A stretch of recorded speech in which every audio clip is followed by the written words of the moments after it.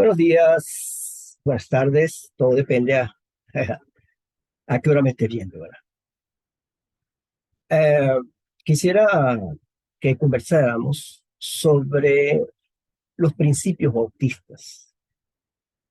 Em, Hay muchas iglesias bautistas donde sus miembros desconocen este tema y debido a este desconocimiento, dentro de sus iglesias suceden cosas que distorsionan la fe por el descuido de la observancia de estos principios.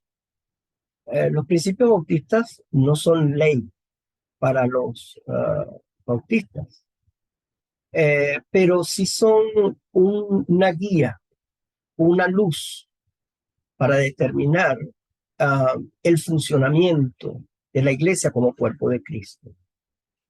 Eh, el principio bautista que quisiera desarrollar es el principio sobre la autonomía de la iglesia. ¿Por qué hablamos de autonomía de la iglesia? Porque la iglesia está entendida como un organismo, más que como una organización. Porque Jesucristo la describió como su cuerpo y él declaró que él es la cabeza de ese cuerpo, queriendo decir que Jesucristo es un ser independiente, autosuficiente, autónomo, así como somos los seres humanos que después de desarrollarnos, eh, alcanzamos suficiencia para alimentarnos, para hacer mantenimiento de nuestro cuerpo, para educarnos, para tomar decisiones de forma autónoma, aunque nos desarrollamos en una sociedad donde hay interacción entre los diferentes entes. Bueno, la iglesia es la persona de Jesucristo, eh, manifestada de una manera mística, donde el espíritu de la iglesia no lo estamos viendo, pero sí vemos ese espíritu actuando en la vida de los que conforman la iglesia. Entonces la iglesia, por eso es que la iglesia es autónoma, tan autónomo como es usted. En los tiempos de la esclavitud o en las nuevas maneras de esclavizar a las personas, ciertamente hay personas que no hacen uso de su autonomía porque debido a razones en contra de su propia voluntad, tiene que someterse de forma obligatoria a otras personas o a otras instituciones o lo que sea. La Iglesia Bautista ha luchado por años esta necesidad de que la Iglesia sea autónoma. Al decir autónoma, es que no recibe directrices de otros entes fuera de ella misma. La Iglesia Bautista se gobierna congregacionalmente, utilizando la herramienta de la democracia para tomar sus decisiones, donde considera a todos sus miembros al mismo nivel, no hay jerarquías, somos exactamente iguales, todos tenemos derecho a opinar, tenemos derecho a decidir en conjunto nuestro propio destino.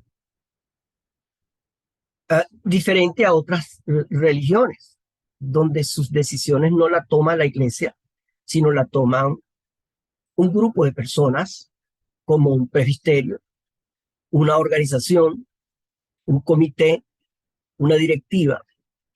En cambio, los bautistas, eh, como singularidad de su fe, ellas son plenipotenciarias.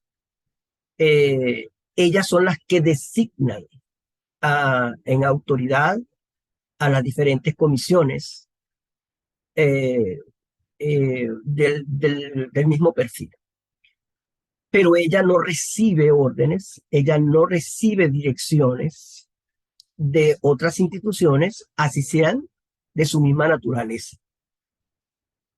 Por eso es que una iglesia bautista es autónoma. Ella, cualquier directriz que provenga de la Convención Nacional Bautista de Venezuela, de la Asociación de Iglesias Regionales o de cualquier institución que ella en su libertad se ha afiliado, todas esas decisiones de estas instituciones son optativas para la iglesia. Nunca la obligan a ella, ni ella ni la iglesia enajena su autonomía en aras de mantener una especie de armonía.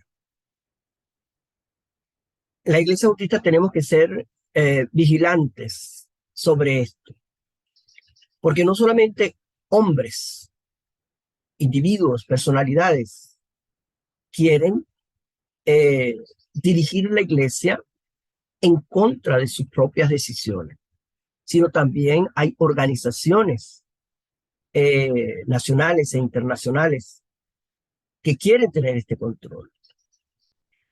Arnaldo de Brescia en el siglo XII, me parece, fue uno de los abanderados en reclamar la libertad del alma y la separación de la iglesia y el Estado.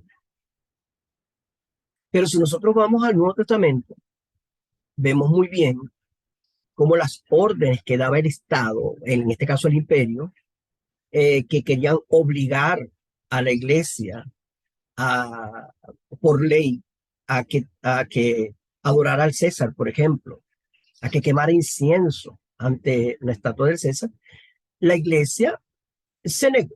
La iglesia prefirió morir antes que obedecer. Dice el apóstol Pedro, jurídicamente, legalmente, para los que tenían la autoridad de la época, a Pedro se le prohíbe predicar en ese nombre y se le mete preso, va preso. Pero cuando él sale de la cárcel, él va al mismo lugar donde lo pusieron preso a seguir predicando. Porque a la iglesia no hay ningún ser que pueda tomar control de ella fuera del Señor Jesucristo. Por eso la iglesia cristiana es rebelde. La iglesia cristiana no es sumisa. Ella es obediente ante la ley que protege al ser humano y que eh, funge como facilitadora de su salud, de su educación, de su seguridad. Mas el Estado no gobierna el corazón, el alma de la persona. No gobierna lo que quiere creer o lo que debe creer. No puede decretarle que sea feliz o que sea infeliz, de que sea cristiano o que sea pagano. El Estado, independientemente cual sea, no tiene poder sobre la iglesia, no tiene dominio sobre la iglesia, porque la iglesia es autónoma. De la misma forma, ningún presbiterio debe uh, tomar control sobre la iglesia, creer que tiene dominio sobre la iglesia. Ningún pastor, ni obispos, ni apóstoles, ni ninguno de estos individuos, por muy consagradas que sean sus vidas, por mucho estudio que haya tenido, por muy sabio que sean, no pueden tomar decisiones ni por la iglesia, ni dar órdenes a la iglesia. La iglesia se gobierna sola. aceptando la dirección de su cabeza, Jesucristo. La iglesia no es legislativa, ella no produce leyes para gobernar. La iglesia es ejecutiva, ella lo que hace es ejecutar lo que la palabra de Dios está expreso. La voluntad de la iglesia la conocemos, la reconocemos, es a través del voto de la mayoría. Pero ¿por qué del voto de la mayoría? ¿Por qué no a través de unos cuantos espirituales en la iglesia, unos hermanitos que están bien consagraditos y ellos son los que toman la decisión por los demás? Porque nosotros no hacemos eso. Porque la iglesia es un ente espiritual que está compuesta por personas renacidas. Todos tenemos la misma cantidad de Espíritu Santo, todos somos salvos con la misma medida.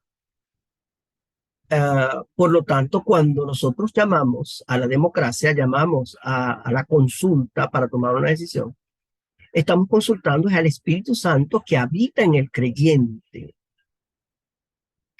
¿Qué pasa si la decisión de la iglesia es equivocada?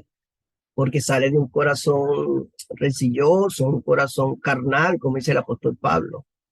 Cosa que el hecho de ser carnal no significa que no sea cristiano, según el apóstol Pablo. ¿Qué pasa si la iglesia tuvo una decisión equivocada en su democracia? Esa es la dirección del Espíritu Santo.